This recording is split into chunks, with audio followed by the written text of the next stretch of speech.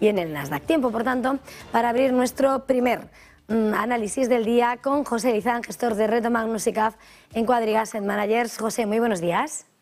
Hola Eva, ¿qué tal? Muy buenos días. Bueno, hoy, si te parece, querría empezar mirando a Asia, porque tenemos múltiples referencias, pero sobre todo lo que ha sido la decisión del Banco de Japón, que si bien es cierto que en los distintos mensajes de las autoridades han señalado que la inflación que se está registrando en el país no es la que se debería registrar para combatirla, como en el resto de los grandes bancos centrales, pero vemos como el Banco de Japón sí que ha comenzado a dar visos de que se prepara un cierto giro y lo hace con esos movimientos en esa curva de rendimientos en los bonos a 10 años y ese anuncio, ¿no?, de que se va a elevar ese rango. ¿Cómo hay que entender esa noticia y cómo ves, por tanto, qué hay que esperar de ese diagnóstico, de esa medida que acaba de anunciar el Banco de Japón? Bueno, en el mundo al final hay 8 o 10 grandes bancos centrales del mundo, Banco de Suiza, Banco de Canadá, Banco de Reserva Federal, ¿no?, el de UK, el de Nueva Zelanda, el de Brasil, el de México, bueno, unos cuantos más, ¿no?, el Banco Central Europeo, y todos están en una dirección y el único que quedaba en la otra era el Banco Central de Japón. Yo creo que al final esto lo que te demuestra es que la inflación, empezamos con que era transitoria. Luego empezamos a decir que ya no era tan transitoria, sino que era efectos de segunda ronda, y ya vamos viendo a los bancos centrales hablando de inflaciones estructurales. La última previsión de inflación del Banco Central Europeo es que hasta 2025 no baja hasta el 2,4, 2,5 la inflación, ¿no? Esos son 3 años por delante de inflaciones altas, ¿no? Entonces, cuando la inflación ya no es coyuntural y no es temporal ni transitoria, sino que es estructural, pues lógicamente el Banco Central, que sigue con quantitative easing y que sigue con una política monetaria ultralaxa y sobre el que se está apalancando todo el poco carry trade que queda, ¿no?, sobre una divisa que es el yen, pues ha claudicado, está dando síntomas de claudicar, ¿no? Y desde luego pues no son buenas noticias al panorama que ya tenemos de tightening a nivel mundial. Era el último bastión que quedaba, pero bueno, yo creo que tampoco era una cuestión de tiempo, ¿no? Estar, como digo, contracorriente era muy complicado, a pesar del pasado histórico de Japón, que todos sabemos la enorme deflación que ha sufrido histórica, ¿no? Pero yo creo que al final esto es una muestra más de que la inflación se ha convertido en estructural a nivel mundial, que por otro lado es lo que los grandes bancos centrales han buscado en la última década, ¿no? Ahora nos alarmamos mucho con el tema de la inflación. Sí que es verdad que ha sido como una erupción volcánica, ¿no? Ha sido como una salida desordenada, pero los bancos centrales llevan combatiendo la deflación 10 años y los quantitative easing se han podido hacer por combatir un escenario de casi deflación a nivel mundial, y lo que se perseguía era volver a tasas de inflación. Sí que es verdad que hemos sacado de forma bruta mucha, pero yo creo que lo que sí que nos deja es un panorama de inflaciones pues más elevadas de lo que hemos tenido en la última década, ¿no? Y hacia eso vamos, y el Banco de Japón pues es el último en reconocerlo, ¿no? Mirando a Asia, también lo que hemos visto es como el Banco de China, hemos visto cómo mantiene los tipos por cuarto mes consecutivo, esa tasa de referencia a un año. Se esperan medidas de apoyo, es verdad que tiene más margen también el Banco de China, pero el Banco Mundial ya alerta, ha rebajado su previsión de crecimiento en 2 décimas para el próximo ejercicio, señalando cómo las dudas siguen persistiendo, las dudas sobre lo que pueden ser nuevos contagios, nuevas restricciones.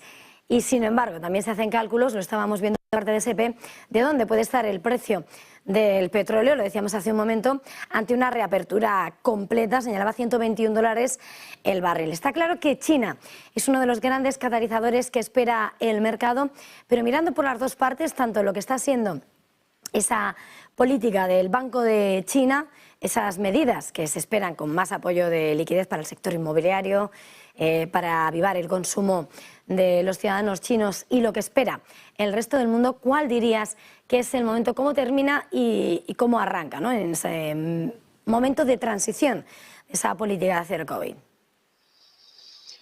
Bueno, yo creo que la política de cero COVID era bastante absurda, viendo que Occidente ha sido capaz, con una buena vacunación, de volver a la vida normal, ¿no? Y de superar todo ese tema de restricciones. Yo creo que las restricciones tenían sentido en la fase inicial, ante la incertidumbre, el desconocimiento sobre la pandemia y sobre la capacidad de frenarla.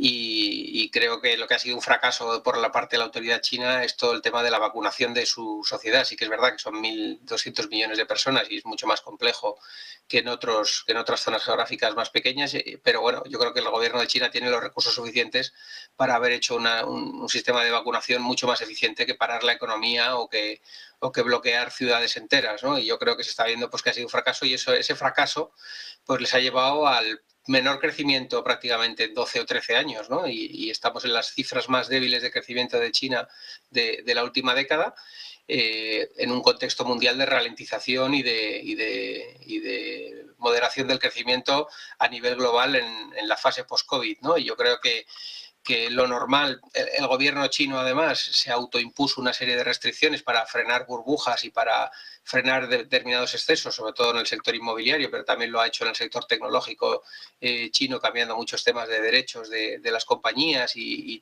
cambiando mucha de la regulación del sistema, y lo ha hecho en muchos sectores donde había pues muchísima burbuja y donde había muchísima exuberancia, ¿no? Como se suele decir en el mercado, ¿no? Y yo creo que eso es positivo porque le ha permitido llegar a esta situación de ralentización o de moderación del crecimiento, con las burbujas ya corregidas y con los excesos ya atajados y con el sector inmobiliario pues ya haciendo los deberes y poniendo límites al apalancamiento, y le permitirá tener, como comentáis, pues margen de maniobra para tomar medidas. No nos olvidemos que es una economía planificada, no nos olvidemos que es un gobierno que puede intervenir en la economía para relanzar sectores o para generar ayudas mucho más que lo que pueden intervenir otros gobiernos a nivel mundial. Y yo creo que la posición de partida, a pesar de que estamos en un entorno de, como digo, de los peores datos de crecimiento y que las perspectivas son de que siga así los próximos trimestres, estamos en un punto en el que el gobierno chino tiene capacidad de maniobra o margen de maniobra para tomar decisiones porque ya las ha tomado a priori, ¿no? Y eso es lo bueno, no le está estallando esas burbujas sin que se dé cuenta o sin ser consciente, ¿no? Como pasó en Occidente en 2008. Yo creo que se ha anticipado a ellas, las ha autoestallado él, y eso es una buena noticia de cara al futuro porque le permitirá, cuando ellos consideren, tomar medidas en la otra dirección y relanzar la economía, ¿no? Y eso, pues yo creo que para el mundo en general es positivo que uno de los mayores núcleos económicos del mundo tenga capacidad de maniobra y haya hecho los deberes de forma anticipada, ¿no? Mirando, estábamos haciendo casi un monográfico de los grandes titulares de Asia y cómo el efecto contagio mariposa de un lado a otro del mundo. Hoy querría también, José, preguntarte por esa resaca después de muchos encuentros infructuosos, muchos desacuerdos vergonzosos, poniendo en evidencia la falta de acuerdo entre los socios europeos. Ayer había un acuerdo, un tope, 180 euros al megavatio hora para el precio del gas. También con un mecanismo para hacerlo saltar por los aires, sí, puede desencadenar males mayores. Con este nuevo mecanismo, con este acuerdo en materia energética, ¿cómo ves el avance de la Unión Europea de cara a lo que es una situación que no parece que vaya a mejorar el año que viene en cuanto a las tensiones del mercado energético, una vez que además no vaya a recibir ni gota, ¿no?, de lo que es el suministro de energía ruso? ¿Cómo valoras este acuerdo y cómo ves de preparado, sobre todo con la rapidez con la que toman acuerdos en la Unión Europea para afrontar lo que va a ser este invierno y el próximo? Buena ironía, ¿no?, lo de la rapidez con que se toman acuerdos en la Unión Europea. Bueno, al final, a mí toda intervención no me suele gustar, me gusta más el libre mercado y la fijación de precios por las fuerzas del mercado, pero estamos en un mundo que eso es una utopía, ¿no? Y lo estamos viendo en muchos mercados y en muchos tipos de cosas. El intervencionismo público, según aumenta el proteccionismo y se rompe la globalización, pues aumenta, ¿no? Y lo estamos viendo con temas arancelarios. Ayer veía también un tema de aranceles a todas las economías que no cumplan estándares ecológicos, ¿no?, a la hora de importar a la Unión Europea. O sea, al final el intervencionismo en un mundo en el que la globalización se está rompiendo y que estamos yendo a zonas geográficas más protegidas, pues aumenta, ¿no? Sí que es verdad que este tema del CAP yo creo que tiene mucho que ver con el sistema marginalista de la Unión Europea. El sistema marginalista estaba pensado para un mercado mucho más estable, en el cual, cuando entraba el ciclo combinado a funcionar, que era la energía menos limpia y un poco la de último recurso, pues cuando se activaba marcaba el precio, ¿no?, y establecía un precio más alto en el precio del pool. ese mecanismo marginalista estaba pensado, como digo, para un mercado en el que el abastecimiento de gas no era un problema, ¿no? ¿Qué ha surgido con todo este problema de Rusia y la falta de abastecimiento? Pues mucha especulación también en el mercado del gas y yo creo que lo que se trata con este mecanismo, este parche, es de frenar un poco la especulación en el mercado de derivados de Holanda para tratar de que si se produce de verdad un spike en precio, sea porque el mercado internacional a nivel mundial está con precios del gas en esos niveles, ¿no? Que no se produzcan diferencias entre el precio que se compra en la Unión Europea y el que se puede pagar en otros mercados del mundo. Pero bueno, va a ser difícil al mercado siempre que le pones un trigger o una barrera, ¿no? Un nivel, pues le suele gustar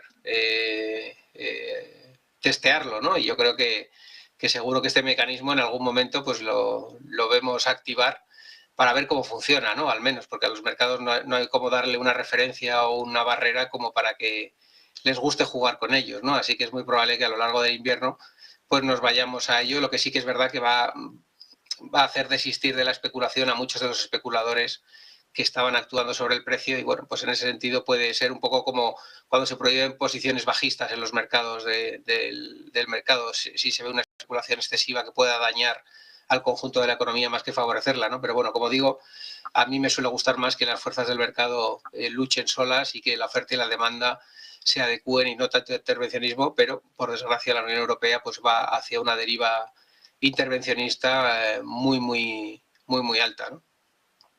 En este contexto, hablamos de libre mercado. Hoy quería preguntarte por varios títulos protagonistas en el mercado, en un momento en el que al final también las empresas son protagonistas con nombre propio. Ayer veíamos por una parte cómo Porsche debutaba en el DAX, en la bolsa, en el selectivo de la bolsa de Frankfurt, con un rebote del 3%, era el que mejor se posicionaba, mientras por otra parte estamos viendo como al otro lado del mundo Tesla está siendo vapuleada en medio de las decisiones de su polémico dueño fundador Elon Musk, más volcado con Twitter que con la propia Tesla. Viendo las dos caras de lo que es el movimiento de dos compañías, pues que apenas lleva unos meses desde que debutase. El 29 de septiembre quería preguntarte por las dos caras de la moneda, no sé si sobre estos títulos o también cuáles serían tus principales opciones en este momento tan difícil por sectores o por valores, en este momento mirando ya lo que es la recta final del año, posicionándonos para ese año nuevo.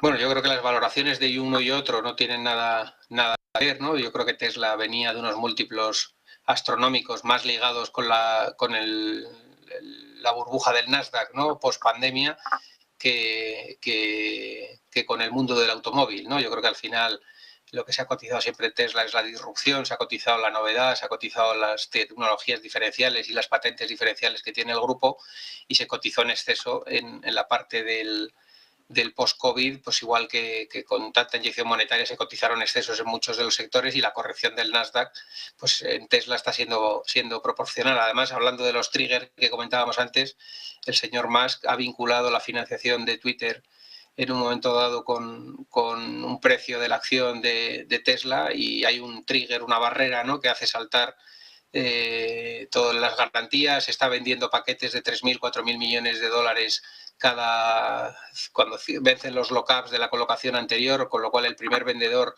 de acciones de Tesla es el señor Musk, ¿no?, a nivel mundial, con lo cual a mí no me sorprende esa corrección en el sentido de que se están dando muchos de los de la situación necesaria para que se produjera una corrección en una compañía que estaba a múltiplos elevadísimos, sin dejar de decir que es una compañía con unas patentes y con una tecnología diferencial. También es verdad que la novedad está dejando de ser novedad. El propio Porsche está electrificando su flota y está con una cantidad de vehículos eléctricos a futuro enorme y la verdad que es una compañía muy parecida a Ferrari, ¿no?, muy ligado al sector lujo, gama alta, subiendo precios, siendo capaz de trasladar a los precios la subida de la inflación y los costes y los insumos y el encarecimiento de los mismos. No sé, entre las dos, desde luego, yo creo que el racional a mí me invita a pensar que Porsche lo va a hacer mejor que Tesla a corto plazo, por ser una compañía más de lujo y desde mi punto de vista más defensivo que el otro activo. Pues muchísimas gracias, como siempre, por este tiempo, este primer análisis del día. José, ha sido un placer. Bueno, ya feliz Navidad, y creo que este madrugón ya no lo vamos a hacer hasta después de Año Nuevo. Gracias por todo, feliz jornada, feliz negocio, feliz Navidad. Gracias a todos y feliz Navidad a todos. Nosotros